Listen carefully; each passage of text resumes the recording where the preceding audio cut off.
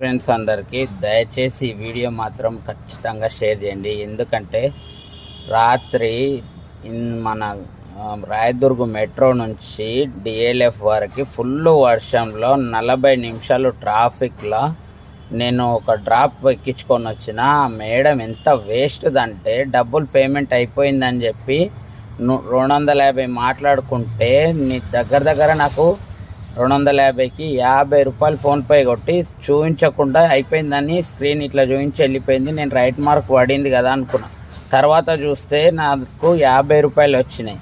తర్వాత మిగతా 200 వేయకుండా వెళ్ళిపోయింది. నేను ట్రాఫిక్లో ఉన్న బండి వదిలేసి పోలేని పరిస్థితిలో ఉన్న వాళ్ళు రోడ్డు దాటి వెళ్ళిపోయారు. నేను యూటర్న్ చేయడానికి చాలా టైం పడుతుంది. ఇంత వరస్ట్ కింద ఎందుకు తయారైనరు?